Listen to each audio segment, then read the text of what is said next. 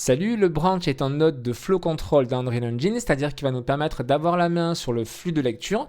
Et effectivement, ce flux de lecture, il arrive toujours par la gauche. Et quand on va rentrer dans ce node de branch, qu'est-ce que va faire ce node? Il va vérifier cette condition que l'on va pouvoir venir renseigner, bien entendu, aussi de façon dynamique.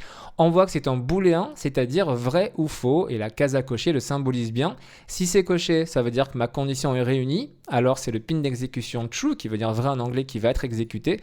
Inversement, si la condition n'est pas réunie, donc c'est false, à ce moment-là, ce sera ce pin d'exécution qui sera exécuté. Comment est-ce qu'on trouve ce node de branch? On fait un clic droit, on tape branch tout simplement pour le retrouver, on le voit bien dans le flow control. Vous avez la possibilité aussi de taper if, pour ceux qui viennent d'autres langages, c'est la même chose, c'est équivalent d'un if.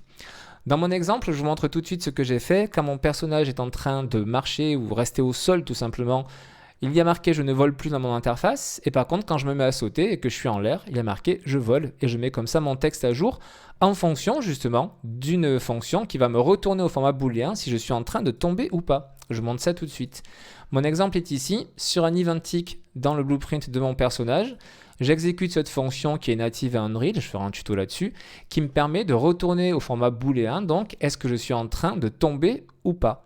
Vrai ou faux, c'est code couleur rouge, ce sera toujours comme ça. Eh bien moi, je veux faire deux choses. Si je suis en train de voler, enfin de tomber, peu importe, je vais inscrire dans mon interface je vole. Et si par contre ceci me retourne faux, ça veut dire que je ne suis pas en train de tomber, donc je suis au sol. À ce moment-là, je vais écrire je ne vole plus.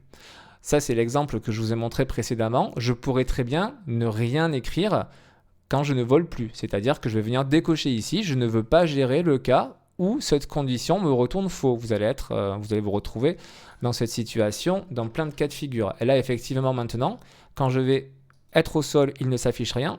Quand je saute, je vole. Et quand je retourne au sol, vous voyez qu'il ne s'affiche rien à nouveau. Donc ce flow control va être extrêmement utile parce que la situation comme ça de devoir gérer un booléen, vous allez la retrouver à de très nombreuses reprises. Quand vous allez vouloir vérifier si un acteur est celui que vous êtes en train de jouer, quand vous allez vérifier si un personnage est en vie, quand vous allez vérifier si deux variables par exemple sont égales, si votre personnage est en train de bouger, bref, dans de très nombreuses situations, vous allez comme ça avoir une valeur de type booléen et utiliser un branch pour faire une action en fonction de ce que vous retourne cette valeur.